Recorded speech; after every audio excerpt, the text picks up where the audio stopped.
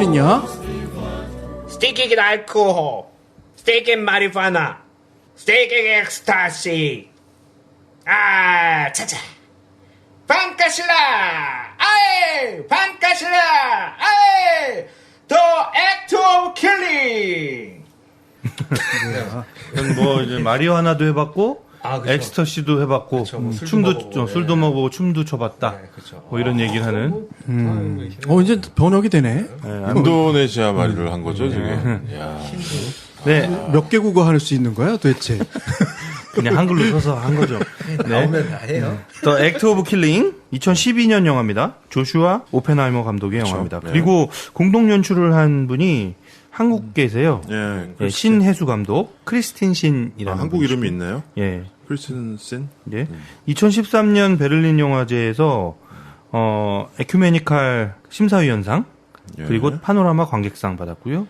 2014년 영국 아카데미에서 다큐멘터리상 받았습니다. 액트 오브 킬링은 주인공은 아누아르 콩고라는 노인이 된 1960년대의 그 공산주의자들을 숙청한 그쵸. 집단 학살한 그렇죠. 그 학살단의 리더를 맡고 있는 리더. 할아버지가 주인공이고요. 학살자죠, 도살자. 예, 예. 약간 만델라처럼 생겼어. 만델라. 그렇죠. 생긴 거는 약간 되게 멀쩡한. 네, 되게 인자해 보이고. 참. 나빠 보이진 않아요. 그 모건 프리먼 할아버지 맞아요, 느낌이 맞아요. 좀 나잖아. 맞아요. 예. 헤르만 코토라는 그 준 군사 조직이 있어요. 그러니까 무슨 청년 서북 청년단 같은 그런 조직이죠. 예. 그렇죠. 그런 조직의 그 리더를 맡고 있고 조폭이기도 한 반카실라. 예. 헤르만 코토라는 사람이 또 나옵니다. 이 사람 중간에 뭐 이렇게 국회의원 선거도 나가고 막 그런. 네. 어떤 영화인지 좀 소개를 해주시죠. The Act of Killing이죠. 네. 우리말로 번역하면 살인 살인행위. 행위도 되고 살인 연기도 되고 여기서 이 사람들이 하는 게 이 연기니까 계속. 저는 두 번째 해석이 맞는 것 같습니다. 그렇죠. 네. 살인 연기라고 해야 되는데 뭐 액트 오브 킬링 이 다큐는 사실 나오고서 본 사람들은 다들 너무 충격에 빠져가지고 왜냐하면 우리 인도네시아에 관심이 없잖아. 인도네시아의 어떤 정치적인 배경이나 외국인들이 우리나라 잘 모르듯이 그렇죠. 또 우리도 인도네시아에 대해서 잘 몰랐는데 그러니까 인도네시아는 원래 네덜란드 식민지였죠. 그러다가 2차 대전 때 일본이 점거를 해서 그때 사람들이 굉장히 많이 죽어요. 몇백만 명이 죽어요. 그런 다음에 수카르노 들어봤죠. 네. 아주 오랜 독재를 했지만 이 사람이 군사 독재를 했죠. 이 사람이 근데 독립을 이끌어냈죠. 그래서 독립해서 이 수카르노 때 그 60년대 쿠데타가 일어나는 거죠. 군사 쿠데타가. 그게 이제 수하르토. 예. 같은 수씨라서 좀 다들 그게 헷갈리네요. 한 사람이라고 생각하는 사람이 있어. 아직도 그 사람이 다스려? 뭐 이렇게 되는 거죠. 근데 수하르토가 대대적인 반공 캠페인을 하는 겁니다. 그래서 빨간색이 있으면 다 가서 죽였어요. 그렇죠. 공산당 숙청이죠. 우리 저번에 When We Were Kings 할 때 네. 모부투 예. 얘기했죠. 그것처럼 우리도 뭐 별반 다르지 않은 과정을 겪었죠. 그게 반공 레드 컴플렉스라고 우리로 하죠. 치면 4.3 아, 네, 그렇죠. 4.3 사건, 4.3 있었구나. 네, 4.3 항쟁 같은 그런 일이 아주 전국적으로 대규모로. 대규모로 벌어진 거고, 문제는 우리는 지금 그때 일어난 일들에 대해서 어느 정도 역사적인 반추가 이루어졌다라고 그렇게 믿고 싶습니다. 근데 여기는 아직도 그 숙청을 했던 숙청자들이 아직도 실권을 잡고 있고, 그럼요. 그 사람들의 이데올로기가 계속 반복 재생산되고 있는 그런 상황입니다. 그렇죠. 쉽게 얘기해서 그쪽에 이제 보수당은 이 집단들이 계속 이어가고 있는 거죠. 영웅이죠, 영웅. 아니, 거의- 일부한테는 영웅이지 네, 또. 시대적인 영웅. 그래서 이 사람들이 국영방송에 지금도 나와서 이 살인자들이 정말 아름다운 일을 했다라는 평가를 받고 있죠. 그래서 약간 처음에는 믿기지가 않아요. 우리 눈을 의심하게 돼요. 지금 우리가 보고 있는 게 21세기에 지금 현재에서 네. 벌어지고 있는 얘기가 맞나. 그렇죠. 예, 그런 이 쇼킹함이 다큐를 보고 있습니다. 있으면은 계속 이상해요, 기분이. 이상하고 나는 사실 이 다큐를 보고서 뭐랄까 둔기 같은 걸로 머리를 세게 맞은 느낌이 들었어요. 영화를 계속 보면서 저게 말이 되나? 이 기법이 뭐죠? 저게 우리 아카데미 아카데믹 그러니까 이게 전형적인 최 교수님. 최 교수님. 제가 보기에는 이게 전형적인 다이렉트 시네마의 그쵸? 기법을 활용한 네. 것 같아요. 그러니까 이 감독이 학살자들에게 접근한 방식이 뭐였냐면 당신들의 인생을 기록한 어떤 예술 영화를 만들고 싶다는 시기에 접근을 하죠. 그래서 낚시를 한 거지, 낚시. 예, 당신들의 이야기를 영화화하고 싶다. 이 사람들은 자기 나라에서는 자기는 학살에 대한 죄책감이나 뭐 양심에 거스르는 게 전혀 없었기 때문에 그럼 나의 이런 영웅적 행위를 영화화 해주는구나 라고 생각을 하고 거기에 흔쾌히 응하고 그때 사건들을 계속 재현을 하는 거예요. 헐리우드 영화처럼. 요컨대 뭐냐면 그때 당시 60년대 대규모 반공 거의 제노사이드라고 봐야죠. 인종 청소처럼 65, 66년도에 50만 명이 죽었대요. 50만 명. 그 해만 그때. 그때만 그랬고 토털리 한 250만 명 정도 죽었다고 그 뒤로도 계속 하더라고요. 있었을 테니까. 그러니까 이거는 말이 안 되는 거죠. 그러니까 물론 이제 인도네시아가 굉장히 큰 나라고 인구도 뭐 거의 3억 이렇게 되는 나라이긴 해요. 하지만 그런 일을 벌였던 그때 당시에 학살자들 중에서 약간 락스타처럼 갱, 그쵸. 자기네들 갱이라 그러잖아요. 갱. 그 갱스터. 자유인이라고 그 말의 어원이 자유인이다라고 하면서 자기들을 계속 미워하죠. 그러니까 거기 자기네들이 정말 무슨 슈퍼스타, 락스타처럼 행세를 해. 하여튼 그때 그 학살을 자행했던 사람들을 찾아가서 그때 60년대 일을 회고하는 그런 거를 우리가 필름에 담아주겠다. 예. 근데 근데 해서 낚은 거야. 이게 왜 다이렉트 시네마냐면 이 사람들의 그 영화를 만드는 과정을 그냥 관찰하는 거예요. 계속. 그렇죠. 그 어떤 설명도 없이. 그렇죠. 그런데 이제 이 안에서 이 사람들이 스스로 피해자의 역할도 하고 가해자의 역할도 계속 재현을 합니다. 그렇죠. 그리고 그러면서 감독 역할까지도. 그렇죠. 이 연출도 본인들이 하게 하고 네. 그러면서 그 안에서 이 사람들이 느끼는 어떤 심적인 변화들을 심적인 충격들 본인들이 느끼는 거를 아주 그냥 겉에서 그냥 이렇게 이 사람들은 예, 기본적으로 보여주는 거죠. 예. 죄책감이 없어요. 사람을 죽였다라는 거에 대한 죄책감이 없는 거야. 막 마치 바퀴벌레 같은 거를 그냥 세스코가 와서 청소하듯이 자기는 그랬다고 생각하는 거지. 그렇기 때문에 이 사람들이 이 영화를 수락을 하고 계속 보여줘. 중간에 모니터링을 하게 해. 자기네가 찍은 거를 보여주고. 근데 보고서 끄덕끄덕 하면서 자기네들이 뭐 예술적인 무슨 감흥을 받아서 뭐 이렇게 하는 해볼까. 것처럼. 이런 그러니까 우리는 이거 보면서 이게 눈이 동그래질 수밖에 없어요. 이게 보고 있으면 지금 2000년대가 맞나? 막 이런 생각이 들면서 우리 생각으로 이제 생각이 이렇게 옮겨오게 돼요. 왜냐면 우리도 그런 일이 있었고 우리도 사실 전쟁 이후로 학살 같은 게 있었고 또 마을에서- 독재 시대에 그렇죠? 수많은 또 학살들이 있었죠. 그렇죠. 예. 그 빨갱이 컴플렉스 있었죠. 지금도 아직 뭐 남아 있죠, 그 전쟁. 근데 지금 그때 당시에 우리나라로 치면 뭐 유명한 고문 기술자 이런 사람들 있잖아요. 그렇죠.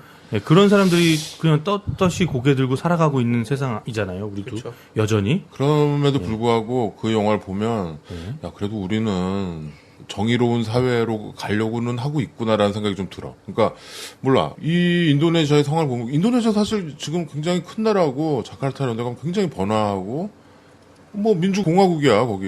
근데도 한쪽에서는 그랬던 사람들이 역사적인 정당성을 획득을 함으로써 그 왜 그런 말 있잖아요. 그 역사는 승자의 논리로 쓰여진다고. 그러니까 이게 다 그냥 정당화돼 버린 거지. 그래서 지금 그냥 그 사람들이 한 당을 만들어서 이렇게 하고 있고 아직도 그 홍위병 같은 그 조직이 아직 판카실라. 그렇죠? PP 판카실라 유스라고 그래서 딱 중국 문화혁명 때 홍위병 그런 거야. 그러니까 막 애들 저는 이제 청년단 같은 건데 우리 서북 청년단 옛날에 그거랑 똑같죠. 그래서 공산당 때려잡는. 근데 아직도 그 조직이 아주 번성하고 있고 그쵸. 그 사람들에게 누구도 싫은 소리를 못하는 그렇죠. 정도로 깡패들이야. 아직도 예, 그리고 위세를 떨치고 있죠. 중간에 보면 지네들이 나쁜 짓 하는 거 다 얘기하잖아. 뭐, 네, 우리 그쵸. 뭐 도박 뭐 이런 거. 뭐 밀수, 뭐 그리고 나이트클럽 관리하고 요즘은 못하지만 예전에 그때는 자기들이 한참 힘을 날릴 때는 그냥 여자들도 마음대로 강간했고 뭐 이런 얘기들 막 아주 자랑스럽게 하죠. 예, 그거 좀 그 충격이었어요. 그 진짜 무용담처럼 얘기하는데 공산당 여자를 그냥 예쁘면 그냥 범했다 막 이렇게 얘기하는데 아주 자랑처럼 예, 얘기하잖아. 저는 그리고 이 사람들이 영화를 찍는 과정에서 이 사람들을 계속 격려하는 사람들이 어떤 사람들이냐면 무슨 문화부 차관 예. 뭐 이런 사람들이 와서 그런 격려해주고 사람들이. 무슨 국회의원 아주 자기도 판카실라 예, 출신이고 출신. 군복 입고 네. 되게 위압감 주죠. 그러니까 정부 조직이나 군사 조직은 아닌데 조폭들이랑 깡패들 그 동네 그 딱 서북 청년단처럼 그런 사람들이 모여가지고 빨갱이, 특히 인도네시아에서는 화교들, 중국인들, 그러니까 유럽으로 따지면은 유태인들이었지. 부자고 돈 많고 종교도 이슬람 안 믿고 막 이러니까 걔네들을 잡아서 돈을 빼서 걔네는 돈이 많으니까. 그래서 그걸 자금으로 하고 걔네들 죽이고. 그래서 수많은 그런 화교들이 죽었죠, 인도네시아에서. 빨갱이로 몰려서. 거대 300만이래 300만. 뭐가 판카실라. 판카실라. 그러니까 이건 뭐 아무도 못 건드리는 거야. 그럼요. 우리나라 육군보다 많은데 신라가. 그렇네. 그래서 이 액트 오브 킬링을 찍은 감독들 중에 한 명이 무명으로 자기 이름을 크레딧을 안 올렸어요. 인도네시아 사람인데 보복을 당할까봐. 그리고 여기 스탭들인데 다 무명으로 네. 이름을 밝히지 않고 필름에 참여를 했죠. 나중에 크레딧 보면 나와요. 21세기에 지금 인도네시아가 이렇더라는 거예요. 아주 괴기스러운 경험을 하실 수 있어요. 그렇죠. 그 영화를 보면 충격도 충격이지만 괴기스럽다는 느낌이 들어요. 그 야만의 시대를 우린 다 지나갔다라고 생각하는 그 야만의 시대가 완전 실시간으로 막 목도하게 되는 그런 경험을 하실 수 있고요. 와, 이게 기가 차잖아요, 보면서 계속. 그렇죠. 어떻게 이럴 수 있나. 아까 둔기로 맞는 것 같은 표현이라고 얘기하셨는데 계속 때려요, 계속. 아우, 한 대 맞고 아픈데 계속 때려, 계속. 한 5분마다 한 번씩 때리는 것 같아요. 그런데 이제 이 조슈아 오펜하이머 이 감독이랑 이제 아까 그 크리스틴 신. 크리스틴 신. 나는 이 다큐를 보고서 끝나고 나서 또 한참 동안 이렇게 멍하게 있었어. 이게 뭐지? 이게 도대체 정말 저런 건가 해서 유튜브 같은 데서 이 사람들 인터뷰한 걸 좀 찾아봤어요. 그랬더니 인터뷰가 쭉 있더라고요. 이 신혜수 감독이 얘기하는 거를 이렇게 들었는데 자기가 너무 놀란 거는 이 사람들 너무나 평범하다라는 거야. 이 도살자들이 너무 평범해서 너무 놀랐고 그래서 너무 무서웠대. 그것 때문에. 되게 상냥하고 농담 같은 거 하고 그래서 믿기지가 않고 그리고 또 감독이었던 오펜하이머 이 사람은 이 영화를 찍으면서 잠을 못 잤대. 불면증이 와가지고 계속 악몽을 꾸고 이 오펜하이머가 한 얘기 중에서 이 다큐멘터리는 이매진, 그러니까 상상의 다큐멘터리다. 이런 말을 했어요. 뭔가 그때 뭐 자료 화면을 보여준다거나 아니면은 뭐 그때 팩트를 뭐 이렇게 추적을 한다거나 이런 거가 아니고 그냥 이 사람들의 과거 회상 그리고 그때를 다시 연기하고 재현하는 막, 의상 같은 거 해가지고 그걸로만 꾸렸거든 영화를. 어떻게 보면 되게 이상할 수 있는데도 그게 너무 무시무시한 거지. 우리 보는 사람은. 어땠어? 후덜덜해요. 네. 후덜덜하죠. 후덜덜했습니다. 예. 후덜덜하지 약간. 네. 저는 이거 후덜덜 다큐 1위로 꼽으라면 일단 입맛이 떨어졌어요. 보면서 뭐 이렇게 식욕 같은 게 속이 안 좋고 울렁거리고 그게 연기인지 아닌지 모르겠는데 왜 중간에 이렇게 분장 같은 거 하고 그 사람 이렇게 내장이나 이런 거 꺼내가지고 막 먹여주는 막 연기 같은 거 하잖아요. 막 중간에. 그때 그 아누아르 콩고 그다음에 욱욱 하는 그런 연기를 하거든요. 막 오바이트 쏠려. 예. 근데 그게 진짜 오바이트 쏠려서 그런 건지. 구역질하고 이런 예. 거. 나중에 막 한참 동안 구역질하잖아. 예, 근데 그런 느낌이 저도 이렇게 들더라고요. 그쵸. 구역질 나게 하는 영화는 맞아요.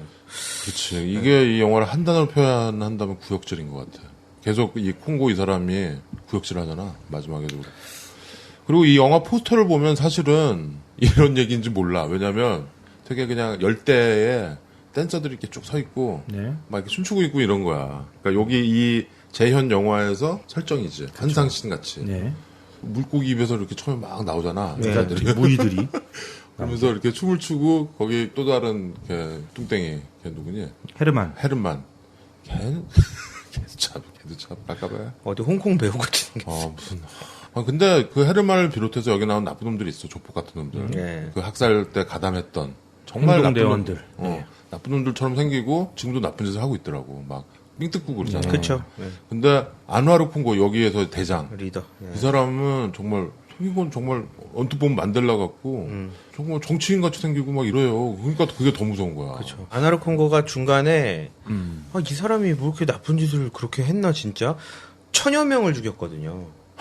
혼자서. 이 사람이 리더가 돼서 1000명을 넘게 죽였는데 이 학살하는 그러한 것들을 재현하는 연기 씬에서 중간에 할아버지 한 명을 제압하는 씬이 나와요. 아나르 콩고가 직접 예, 손에 들고 있던 나무 흉기 같은 거를 이렇게 제압을 하고 할아버지를 넘어뜨리는 장면이 있는데 그 장면에서 순간적으로 살기가 나타나는 얼굴이 있거든요. 그치. 얼굴빛이 순간적으로 그게 있어. 딱 보여요. 그래서 그게 지금은 노년의 모습이지만 이 사람이 젊었을 때 혹은 리더였을 때 이 시기에는 어땠는지가 순간적으로 딱 비친 거예요.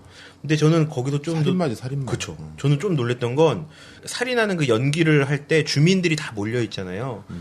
관객처럼 이렇게 구경을 하거든요. 그 연기 장면을.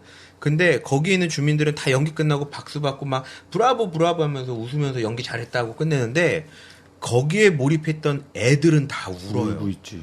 그 연기에 뛰어들었던 애들은 다 울거든요.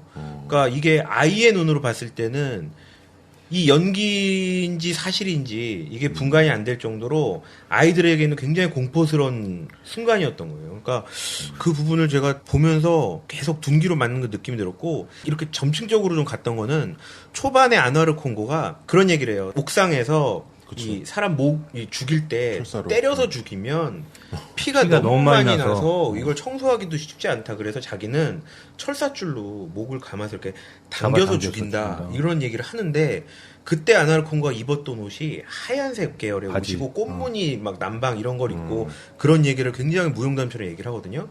근데 이게 영화가 뒤로 갈수록 아나르 콩고의 자기 고백들이 조금씩 드러나면서 아나르 콩고가 굉장히 어두운 옷을 입어요. 예, 이게 굉장히 좀 다른 게 왜냐하면 중간 아나르 콩고가 나는 살인을 할 때는 밝은 옷을 절대 안 입었다라고 얘기를 해요. 특히 흰 바지는 절대 안 입었다라고. 근데 뒤로 가면서 이 연기에 빠지고 아나르 콩고가 조금씩 뭔가 우리가 봤을 때 다른 사람들은 몰라도 이 1000명을 넘게 죽였던 이 리더격인 아나르 콩고가 조금씩 신경의 변화가 있다라는 거를 조금씩 느껴지면서 굉장히 낯빛도 어두워지고 옷도 어두워지고 이런 부분이 같이 드러나더라고요. 콩고 같은 경우는 이제 나중에 이렇게 여자들을 강간하고 집을 불태우고 뭐 이러는 연기를 할 때 그 연기하던 아주머니가 한 명이 정신을 그렇죠. 잃고 쓰러져 있잖아요. 그렇죠. 근데 그 아주머니가 막 이렇게 정신이 잃고 있으니까 사람들이 막 물 뿌려주고 뭐 이러는데 그때 이렇게 보는 그 표정 그런 거를 이렇게 잡았더라고요. 그게 감독의 이제 의도였다라고 보여지더라고요. 저는. 그렇죠. 그래서 물론 뭐 인도네시아에서 이 영화가 개봉을 했대요. 개봉을 했는데 글쎄요 이게 의도했던 그대로 받아들여졌는지 아닌지는 알 수가 없겠죠. 그렇죠. 예? 얘네들은 중간에 환상씬 이렇게 해가지고 어떻게 보면 자기네들 무용담을 전혀 죄책감이 없으니까 그 살인에 대한 그거를 만들었다고 생각하고 있을지도 몰라 이 순간에도 참 골 때리는 거지. 예. 우리도 근데 어떻게 보면 반대로 방공 영화 수많은 방공 영화에 보면 그렇죠. 우리도 7, 80년대 네, 뭐 인민군들 죽이고 잔인하게 죽이고 이런 것을 되게 영웅담처럼 그렇죠. 그렸었잖아요. 그렇죠. 예. 그리고 어쨌든 전쟁의 상황에서 벌어진 살인이고 그렇기 때문에 저 스스로 계속 정당화할 수도 있죠. 그 살인에 그렇죠. 우리 대해서. 그 예. 70년대 월남에 베트남에 파병했을 때도 명분은 반공이었거든. 공산당 때려잡으러 가는 거. 그걸로 사실 그 이데올로기가 아까 문화혁명 홍위병 얘기했지만 그건 완전 또 반대 얘기죠. 홍위병은. 그렇게 우리가 이념과 종교 그 대의 명분이 앞서면 사실 사람의 생명 이런 거는 정말 이 영화 처음에 시작할 때 그 볼테르의 유명한 말이 명언? 있죠. 살인은 금지돼 있고 살인을 하는 거는 금지돼 금지지만 있고 그래서 살인자는 처벌을 받는다. 그렇죠. 하지만 트럼펫 소리에 맞춰서 대량으로 살상하는 경우에는 그렇지 않다. 그렇지. 라는 게 볼테르의 그 명언이죠. 트럼펫 소리에. 예. 그러니까 이거는 이제 트럼펫 소리에 맞춰서 한 영웅적인 행위가 되는 거야. 그게 사실 뭐 지구촌 구석구석에서 지금도 벌어지고 있죠. 어떤 정치나 종교, 이념의 논리에 포장된 이런 이거 정말 안면수심, 인면수심. 안면몰수, 정말 인두겁을 쓰고 이럴 수가 있을까라는 생각을 하는데, 우리도 그 역사에서 우리 정말 자유롭게 이거 객관적으로 볼 수 없다라는 거지, 내 얘기는. 그 행동대원 중에 한 명을 차 안에서 인터뷰하는 장면이 있는데 거기서 되게 조심스럽게 물어봐요, 제작진이. 제네바 협정에 따르면 맞아. 당신들이 한 행위는 전쟁 범죄에 해당이 될 수 있다. 그치. 근데 거기에 대해서 어떻게 생각하냐 이렇게 질문을 해요. 그러니까 나는 동의하지 않는다. 그건 오늘날의 윤리일 뿐이지 그때 당시에는 통용되는 게 아니었다. 그리고 부시 얘기하지. 예, 조지 부시가 전쟁할 때 예. 그때는 관타나모도 그 당시에 윤리 아니었냐라고 얘기하고 또 전쟁 범죄라는 거는 승자의 논리다. 내가 승자기 때문에 내가 내 나름대로의 정의를 내릴 수 있다. 그렇죠.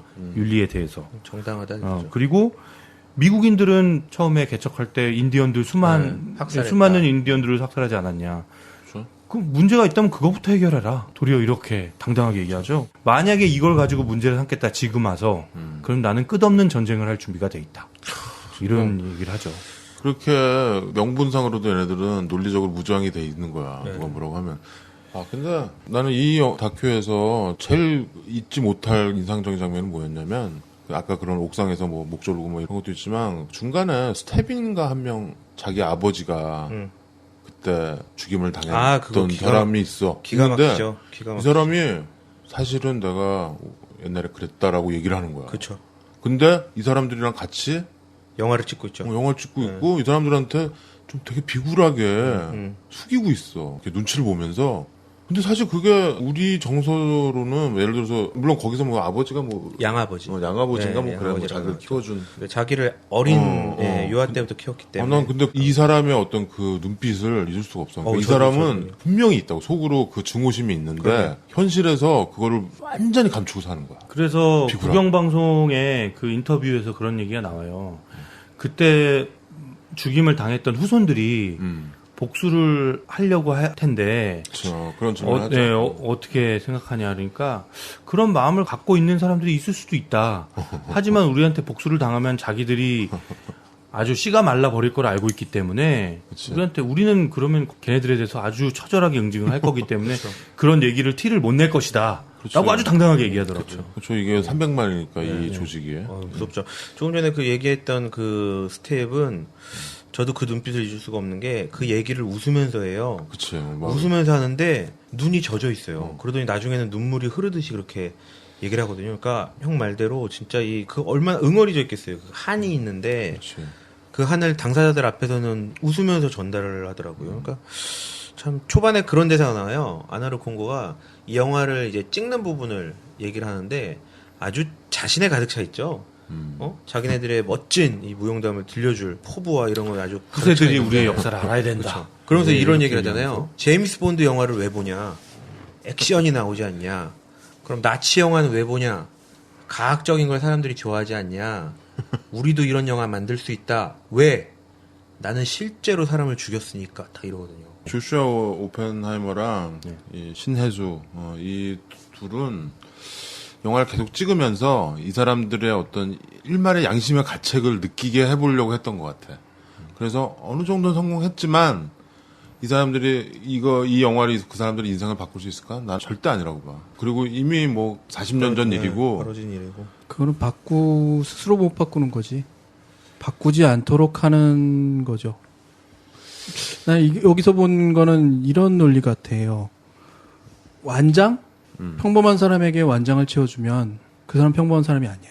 어떤 권한을 부여하고 그것을 계속 독려하고 지원하고 그 상황이 계속되면 그 사람은 그 위치로 가는 거죠.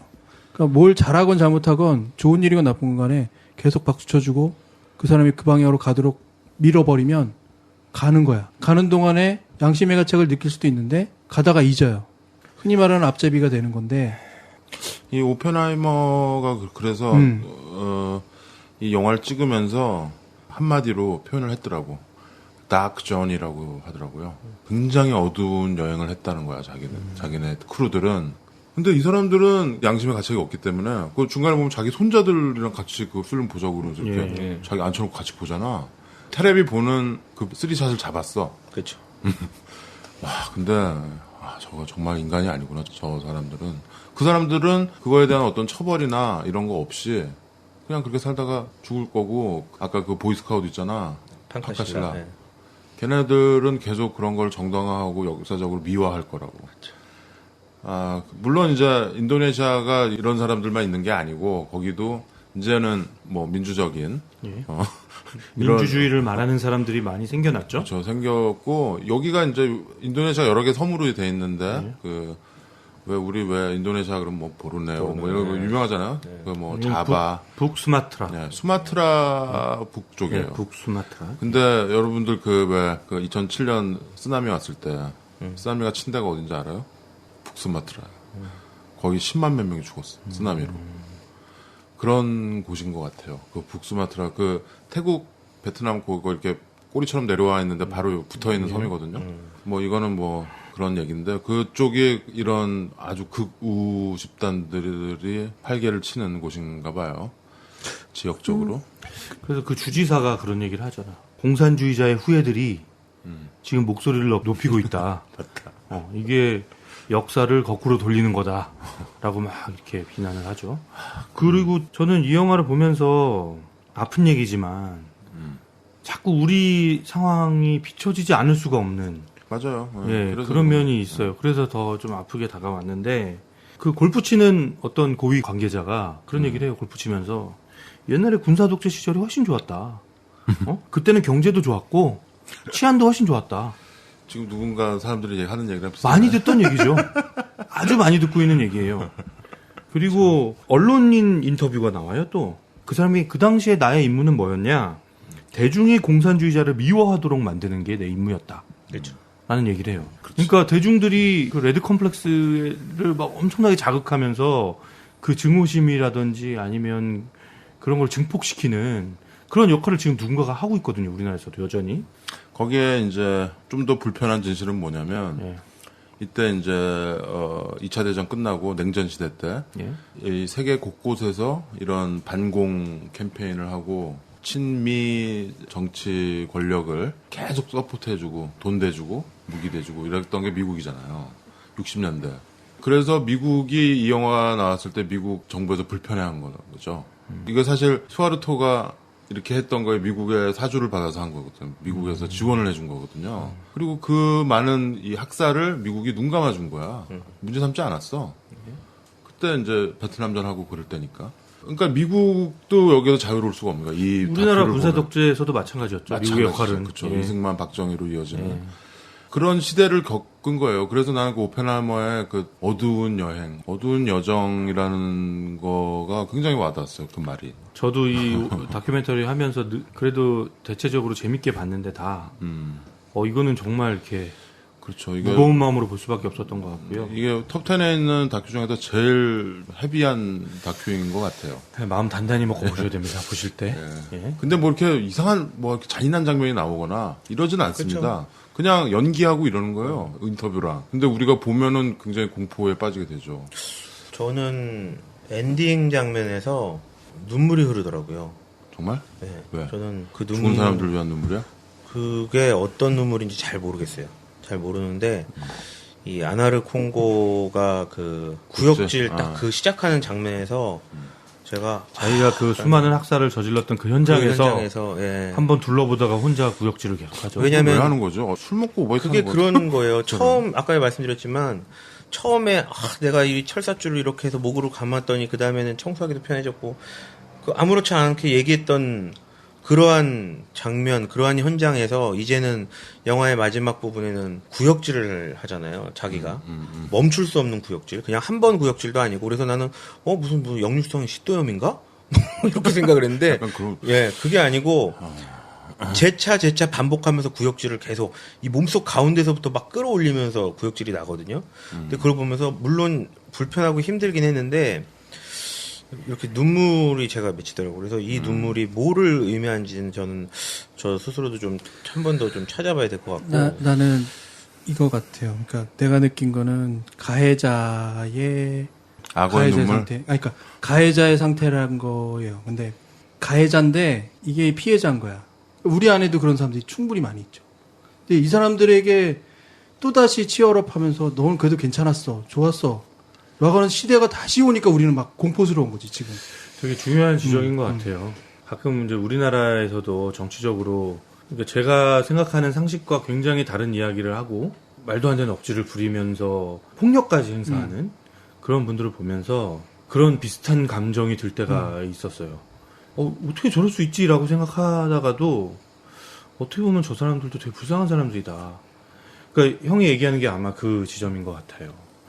그래서 우리도 좀 이런 부분에 대해서 우리가 갖고 있는 상처들을 어떻게 치유할지, 어떻게 만질지, 이런 부분에 대한 고민이 좀 심각하게 있어야 하지 않나. 그런 생각도 좀 들었던 것 그러네요. 같습니다. 예. 그런 생각들 보시면은 아마 그런 생각들로 이어질 거예요. 양식이 있는 사람이라면. 사실 인도네시아 나 뭐 아는 것도 없고 내가 근데 이 영화 작년에 봤는데 내 친구 나랑 김 PD랑 친구인 우리 또 심순수의 좌익수 형구가 인도네시아 가 있거든. 걔는 이제 자바섬 이 수마트라 남쪽에? 위에 붙어 있는 긴 섬이 자바섬인데 자카르타도 거기 있죠. 근데 거기에 있긴 한데 걔 가는데 이 영화를 내가 이렇게 이거를 보고서 내가 충격을 받고 얘한테 이 영화를 보라 그래야 될지 말아야 될지 막 고민이 생기는 거야. 인도네시아에 저런 사람들이 살고 있는 곳이야. 근데 또 이 친구 얘기 들으면 전혀 안 그렇거든. 뭐 자카르타나 이런 데는 그냥 뭐 우리는 서울 같은 대도시예요. 그 막 관광객들 많이 오고 우리도 맨날 뭐 발리 이런 데 놀러 가잖아. 그렇죠. 그냥 아주 열대 아주 자원도 많고 아주 큰 나라고 섬도 많고 가구도 만들고 보르네요. 그런 나라고 나는 또 인도네시아 커피도 좋아하거든. 그 만델링. 내가 만델링 좋아하는 커피인데. 그런데 이런 걸 보고서 참 진짜 나 무식하구나. 이런 생각까지도 들더라고요. 아무튼 인도네시아는 형구야 이 영화 무용부에서 다뤘으니까 너도 봐라 이제. 오고 싶을걸 한국에? 음성 편지 주셨네요. 네, 음성 편지였고요. 정도의 차이는 있지만 크게 다르지는 않을 수도 있다. 또 본질적으로. 어디서 어느 뭐 다른 나라에서 우리나라 보면은 네. 저런 나라가 있구나 막 이렇게 생각할지도 몰라요. 우리나라에 대한 다큐멘터리를 누군가 보고 그쵸. 그렇게 비슷하게 생각할 가능성도 있죠. 예. 근데 문제는 이걸 인도네시아 사람들이 만든 게 아니고 유럽에 뭐 덴마크 뭐 이런 데서 와가지고 만들었으니 그건 아니죠. 예를 들어서 우리나라에 관심 있는 사람 뭐 덴마크에서 와가지고 우리나라 이 반공이나 이런 거 옛날 추억하면서 사람들 고문하고 대학생 때려잡고 막 이랬던 사람들 뭐 영화를 만들 수 있잖아. 그러면 골 때려지는 거지. 근데 좀 침소봉대했을 수도 있다라는 생각이 좀 들긴 해요. 사실 뭐 인도네시아가 다 막 이렇게 살고 있는 건 아닐 테니까. 그런데 그게 용인되고 있다라는 거. 사실 어떤 면에서 우리도 좀 그런 면이 있잖아요. 있죠. 다 처벌 못하고 청산 못하고 해방 이후에 그래서 야기된 문제들이 많죠. 그건 우리가 좀 직시할 필요가 있다고 봅니다. 대조류로 따지면 역사는 아까 얘기한 대로 승자의 논리로 씌워진다. 힘에 의한 역사만 보지 말고 뭐랄까 인본주의, 휴머니즘 이런 측면에서의 역사를 보게 되면 많은 것들이 다르게 보인다. 우리는 그나마도 깨어있다고 생각할지 모르지만 우리가 살고 있는 이 대한민국이라는 처해 있는 이 상황을 보면 우리 정말로 별거 아니라고 생각하지만 매우 비인간적이거나 비논리적인 것들이 그냥 무의식적으로 남아있을 것도 있겠다라는 생각을 이 영화를 통해서 그때 해보게 되는 거죠. 우리가 너무 어둡게 얘기한 건 아니죠? 어두운 영화야. 어두운 영화야. 네. 아니, 좋은 영화였어요. 좀 재밌는 얘기로 좀 마무리? 마무리를 좀 하고 싶은데 이거 그 익제큐티브 프로듀서 그러니까 제작 한 사람이 유명한 두 감독이에요. 다큐계의 유명한 두 감독. 이제 한 명은 베르너 헤어조그 많이 들어봤죠. 피츠카랄도 감독했던 이 사람은 뭐 대가지 뉴 저먼 시네마의 아주 우리 저번에 얘기했던 빈 벤더스랑 같은 이제 뉴 저먼 시네마의 기수들이지. 그 사람이랑 또 한 명은 에롤 모리스. 이 사람도 다큐 많이 만들고 그 유명한 포그 오브 왕가 그 유명한 다큐 있죠. 완전히 다큐계에 어떻게 보면은 거성들 이 둘이가 프로듀서를 했어요. 근데 이 두 사람 간에 재밌는 일이 있는데 이거는 이 액트 오브 킬링이랑 아무 상관없는 얘기인데 모리스가 다큐 구상을 하나 했대요. 뭐냐면 그 미국에 가면은 애완묘 이 무덤이 있잖아. 그런 공동 묘지가 있어. 개들만 묻히고 막 이러는 그런 거에 대한 다큐를 한번 해보면 어떨까. 농담처럼 얘기를 했었나 봐. 사석에서 모리스가. 그랬더니 헤어조그가 만약 네가 정말 그 다큐를 만들면 내가 내 신발을 먹겠다 라고 공언을 한 거야. 근데 진짜로 에롤 모리스가 만들었어요? 70년대 천국의 문이라는 게이츠 오브 헤븐이라는 다큐를 만든 거야. 진짜로 만들었어. 그래가지고 헤어조그가 자기 신발을 먹는 거를 찍어가지고 보여줬죠. 신발을 어떻게 먹어요? 하여튼 신발을 먹었대요. 모던 타임즈처럼 먹은 건가? 뭐 요리해서 먹었겠지. 하여튼 자기 신발을 다 먹었대. 그런 재밌는 이 다큐 감독들 간의 그런 일화가 있으면 별 재미없었냐? 아니 재밌었어요. 유익했어요. 최과장은 재미없어 하는 것 같아. 야, 유익했어요. 재밌어? 네. 신발 먹었는데? 재미없어요. 네. 신발을 던졌다면 차라리 재밌겠었겠다. 내가 김 PD가 우리 이 4대강 다큐를 만들면 내 장갑을 먹겠습니다. 안 만들어. 안 만들면 네가 먹어. 하여튼 영화 보면서 그 생각 많이 났어요. 아, 우리나라 명언이 있다. 뭐? 맞은 놈은 발 뻗고 자도 때린 놈은 그렇지. 발 뻗고 못 잔다. 맞은 놈은 다 죽었죠 여기서. 예. 이거는 반복되면 안 된다. 또 맞아요. 역으로 거꾸로 가서 또 이거 아니다. 근데 아까 말씀드린 대로 뭐 누가 힘을 잡아서 그 힘을 발휘하고 그것을 정당화하는 것에 인본과 휴먼이 없으면 안 된다. 거기에 좋은 예라면 남아공 같은 얘기했죠. 진실을 말하면 용서하지만 진실은 끊임없이 얘기해라. 반성하고 끝까지 얘기해라. 라는 거겠죠. 자, 3위는 액트 오브 킬링이었습니다. 아, 인도네시아 화이팅. 예. 힘내세요. 네, 자 만달링. 3위였고요. 맛있어요. 막루반의 신체 공격 영화 리스트업. 무슨 영화